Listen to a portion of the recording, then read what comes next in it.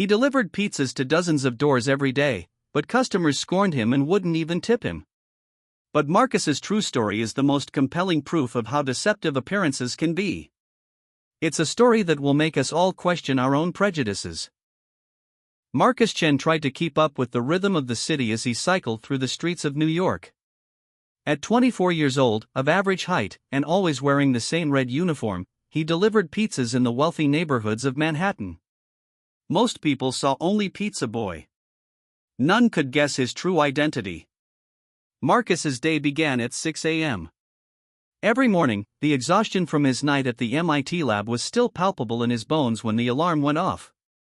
But he needed this job to pay the rent. His doctoral scholarship only covered his basic needs. He needed to deliver pizzas for extra income. As he prepared in his small studio apartment, he glanced at the MIT papers on his desk. Artificial intelligence algorithms, complex mathematical formulas, and neural network diagrams covered every corner. Hidden among these scattered papers lay the foundations of his project, which would change the world of technology in the future. When he arrived at the pizza shop, his boss, Tony, greeted him. "Marcus, today's the big day. There are a lot of deliveries to the Upper East Side. The rich people ordered a lot of pizza today," he said with a laugh. Marcus nodded and put on his uniform. Looking at himself in the mirror, he saw, indeed, an ordinary pizza deliveryman. No one would have guessed that one of MIT's brightest students was hiding beneath that uniform. He parked his bike in front of a luxury apartment building on the Upper East Side for his first delivery. This was one of Manhattan's most expensive neighborhoods. Towering skyscrapers, expensive cars, and costumed people were everywhere. The doorman frowned upon Marcus. "The service entrance is in the back," he said coldly, as if Marcus were uncomfortable with his presence. "I have a pizza delivery for the penthouse," Marcus said politely. The doorman looked him up and down. "Show me your ID." Marcus showed his ID, but his demeanor remained unchanged. "You won't be using the elevator. Use the service elevator." Marcus was used to this, but he still felt uneasy. The service elevator was slower and smaller. The air smelled of cleaning supplies. As she walked upstairs, she thought to herself, "Someday these people will know me differently." Up on the 12th floor, she knocked on the penthouse door. The middle-aged woman who answered the door was wearing an expensive dress and a large diamond ring sparkled on her finger. When she looked at Marcus, a look of unmistakable disapproval crossed her face. "How much is the pizza?" she asked, as if even talking to Marcus made her uncomfortable. $42, sir," Marcus said. As she pulled the money from her wallet, she said harshly, "Come quicker next time. We don't want cold pizza. And don't ring the doorbell so much, the baby's sleeping here." Marcus apologized, but the woman didn't listen. She handed over the full $42, leaving no tip. As she closed the door, she heard him say behind her, "These pizza guys are really uncouth. They're poorly educated." These words were like a knife to Marcus' heart. What would this woman say if she knew that he had a PhD in physics from MIT, spoke 3 languages, and had published articles in international scientific journals? His second delivery was a luxury residence in Soho. This area was home to artists and wealthy businesspeople. The streets were clean, the buildings were modern, and everything was in perfect order. The young businessman who answered the door, wearing an expensive Italian suit and Rolex watch, looked at Marcus as if he weren't there. He was on the phone and ignored Marcus. "Yes, John, we'll invest $5 million in that project," he said on the phone. "Of course, we only work with the best people. We don't do business with anyone who isn't a Harvard or MIT graduate." Marcus was startled by these words. The man was just mentioning MIT, but he didn't take him seriously at all. After he hung up, he asked, "Is the pizza here?" "Yes, sir," Marcus said. As the man counted the money, he asked, "How old are you?" 24, Marcus replied. "Are you still carrying pizza at 24? Don't you have any goals in your life?"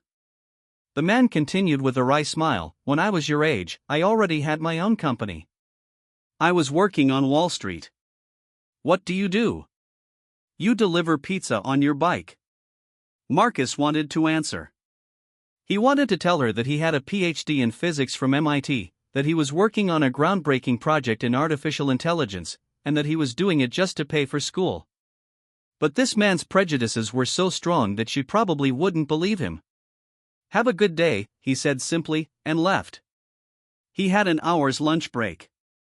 Marcus sat down in a nearby park and pulled out the book he'd brought with him, Artificial Intelligence and Deep Learning, Next Generation Algorithms.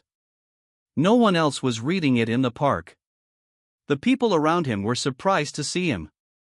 A woman passed by and said to her friend, "Look at how funny that pizza guy is reading. I doubt he understands." Marcus didn't close his book. He was used to these kinds of comments by now. But it still hurt. People were judging him based solely on his uniform. His afternoon deliveries were even more challenging. He delivered pizza to an investment bank in the financial district. As he waited in the building's lobby, he listened to the conversations of the financial experts around him. "We're thinking of investing in a new AI startup," someone was saying.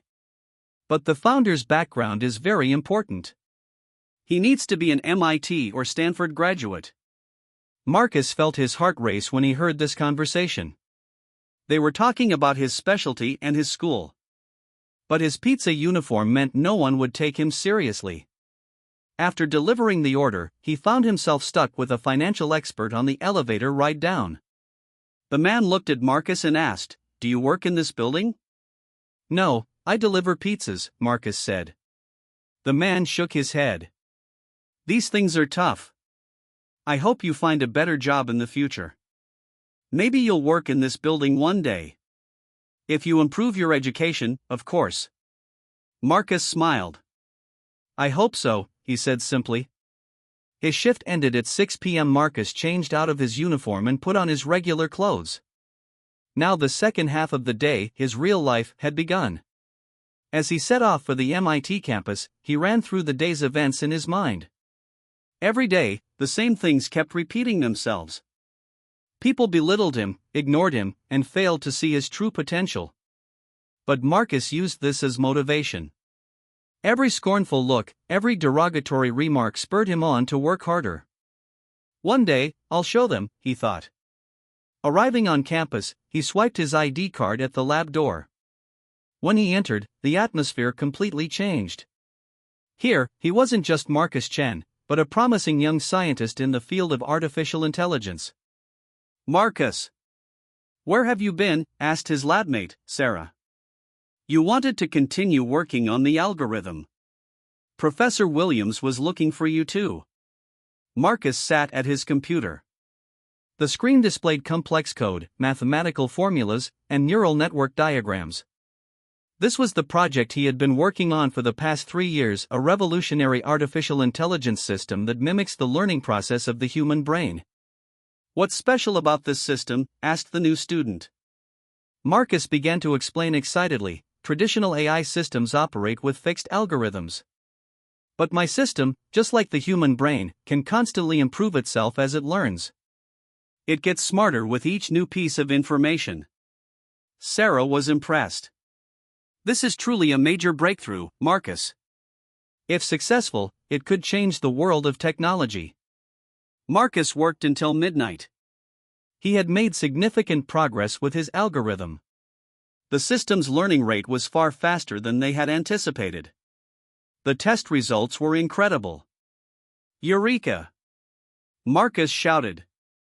Sarah came running. "What happened?" "We did it. The system is learning 10 times faster than traditional AI." The two embraced joyfully. The fruits of 3 years of work were finally being reaped. The next day, Marcus felt different as he went to work. Last night's success had motivated him. Now he knew his project was actually working.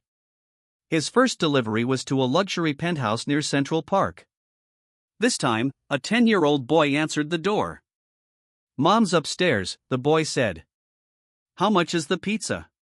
Marcus told him the price, and the boy ran upstairs to call his mother. While waiting, he saw the boy's math homework on his desk. The boy seemed to be struggling. Is this homework difficult? Marcus asked. The boy shook his head. I don't understand algebra at all. I can't understand what this letter X means. Marcus looked over the homework.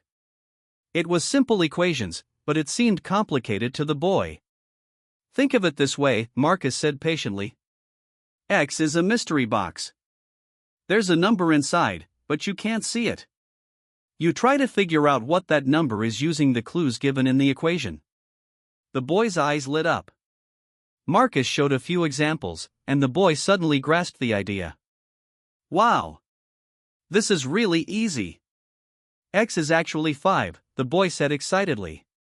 Exactly. You're a very smart boy, Marcus said. At that moment, the mother came downstairs. She was deeply disturbed to see her son talking to Marcus. Tommy, why are you talking to the pizza delivery boy? She asked coldly. Mom, he taught me math. He's so smart. I finally understand math. The mother looked at Marcus suspiciously. Are you a math teacher? No, sir, I just... Marcus couldn't finish his sentence. Tommy, go upstairs now. And you, she said, turning to Marcus, next time, just give me your pizza and go. There's no need to interfere with the children's education. You're a pizza delivery boy, not a teacher. Marcus took the money and left. He heard the boy say from behind, but Mom, he really helped. I love math now. This incident deeply affected Marcus. The boy could see his true talents, but his mother, out of prejudice, refused to acknowledge it. That evening, as he was working in the lab, his advisor, Professor Williams, approached him excitedly. Marcus! I have big news. Your project has received offers from Stanford, Google, and Apple. There are millions of dollars in investment offers for your algorithm. Marcus was shocked. Really? Yes. But first, you need to prepare for a big presentation. Next week, you'll be presenting your project in front of the CEOs of Silicon Valley's biggest tech companies, investors, and academics. This could change your life. Marcus's heart raced with joy. The project he'd been working on for years was finally getting recognition. But a strange idea popped into his head. Professor, he said softly, can I wear my pizza uniform to the presentation? Professor Williams was taken aback. Why do you want to do something like that, Marcus? This is a very important presentation. Marcus smiled. I want to teach people a small but important lesson. Appearances can be deceiving. When the day of the presentation arrived, Marcus walked into the Stanford auditorium wearing his pizza uniform. The hall was filled with the biggest names in tech, the CEOs of Google, Apple, Microsoft, Tesla, and Amazon, renowned investors, and academics. The audience began to stir at the sight of Marcus. Whispers and strange looks began to form. Who is this? A pizza delivery guy? He must have come to the wrong hall. Where's the security? How did this guy get in here? Very funny, the pizza guy is from MIT. Marcus took the microphone on stage. The room was still chaotic. No one took anyone in a pizza uniform seriously. Hello. I'm Marcus Chen. I'm from MIT. Today I'm going to introduce you to a revolutionary artificial intelligence system, he said in a clear voice. The murmurs and laughter in the hall increased. People were talking mockingly to each other. Is this guy serious? He must have come to deliver pizza. Who let him in? Marcus began his presentation calmly. For the first few minutes, people were indifferent, some even looking at their phones. But as Marcus began delving into the technical details, the atmosphere slowly began to change. Every detail he explained his algorithms, every moment he demonstrated mathematical formulas, every graph he shared test results with, astonished the audience. It was clear he truly knew what he was talking about. After 5 minutes, the laughter stopped. 10 minutes later, the room was completely silent. Everyone listened intently to Marcus's words. This system, Marcus said confidently, accelerates the learning speed of artificial intelligence tenfold. Our test results show that this system can learn in a month what traditional systems learn in a year. More importantly, it constantly improves itself. The CEOs and investors were now taking notes. Everyone was carefully examining the graphs and results Marcus had shown. When the presentation ended, the room erupted in a standing ovation. People were in amazement. "Incredible," said Apple's CEO. "We absolutely want to license this technology." The Google founder added, "This young man is a genius. We want to hire him immediately." Tesla's CEO approached, "We can use this algorithm in autonomous vehicles. It could be revolutionary." At that moment, Marcus spoke again through the microphone. The room fell silent. "I have something important to say. For the last 3 years, I've delivered pizza to the homes and offices of most of the people in this room. Each time, you've belittled me, dismissing me as just pizza boy. None of you have ever wondered who I really am or what I do." The room fell silent again. People looked at each other in embarrassment. Some were beginning to realize they recognized Marcus. Marcus continued, "I wear this uniform today to serve as an important reminder to all of us. We judge people by their appearances, by the work they do.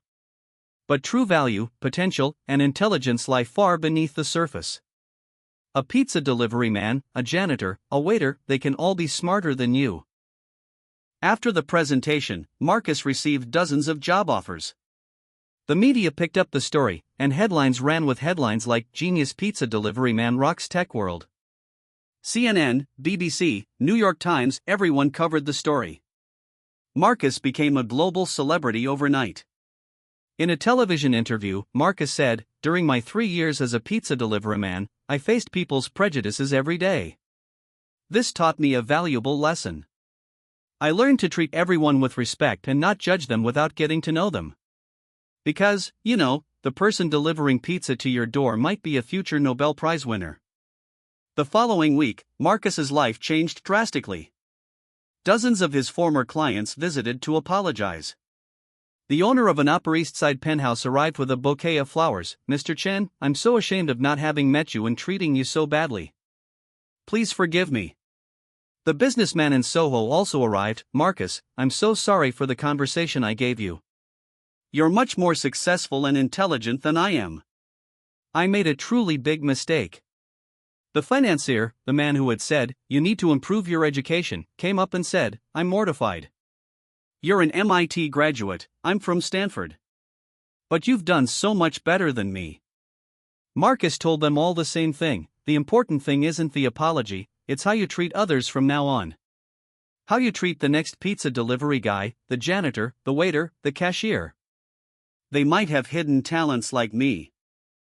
When Marcus founded a technology company, his first hires were former co-workers, pizza delivery drivers, janitors, and waiters. He trained them in programming, artificial intelligence, and business administration. Many of them became valuable employees of the company. People, Marcus said, have difficulty accessing education and opportunity. They have talent, but they don't have the platform to showcase it.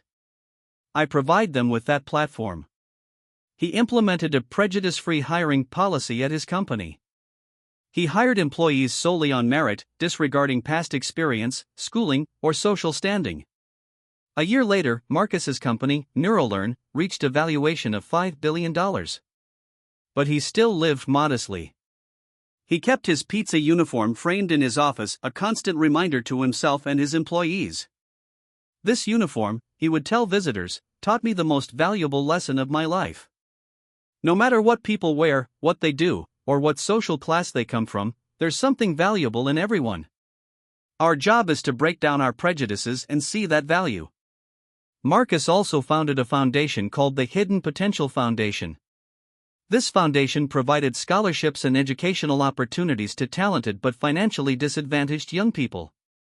Perhaps someone working today as a pizza delivery man, janitor, or waiter will in the future find a cure for cancer, solve climate change, or make space travel possible, Marcus said. But Marcus's true achievement was raising awareness worldwide. After his story was read, people began to treat people in the service industry with more respect. Large companies changed their hiring policies. They began considering anyone with talent, not just graduates of prestigious universities. Marcus's story sparked a major paradigm shift in the business world. 3 years later, Marcus was invited to be a guest speaker at MIT. He appeared on stage at the same lab wearing his old pizza uniform. "My dear students," he said, "I ask only one thing of you. Respect every person you encounter outside. The people who deliver pizza to your door, clean your office, make you coffee. They too have dreams, goals, and perhaps even talents that will surprise you." The hall erupted in applause. One student asked, "Marcus, if those people hadn't mistreated you, would you still have learned this lesson?" Marcus mused. "Maybe not. Sometimes life's hardest lessons are the most valuable. Those mistreatments taught me empathy, humility, and most importantly, that true character is revealed in adversity." Another student asked, "Weren't you ever angry? Didn't you want to mistreat them?" "Of course I was," Marcus said honestly. "But instead of anger, I channeled that energy into my project. Every condescending look motivated me to work harder." Anger can be destructive, but if channeled correctly, it can be a constructive force. At the end of his speech, Marcus added, "Remember, the greatest inventions, the most significant changes in the world, sometimes come from the most unexpected places. From a pizza delivery man, a janitor, a waiter. Because true genius isn't measured by a diploma. It's measured by curiosity, perseverance, and empathy." Today, Marcus's story is featured in textbooks in schools around the world. It's told in the chapter "The Dangers of Prejudice." By reading this story, children learn how to treat people properly. Marcus's story wasn't just a success story. It was a universal one that challenged us all to consider how we view and interact with the people we encounter in our daily lives. This journey from pizza delivery man to tech billionaire demonstrated how deceptive appearances, prejudices, and social status can be. And perhaps the most important message of all was this: true value can never be measured by what one sees on the outside.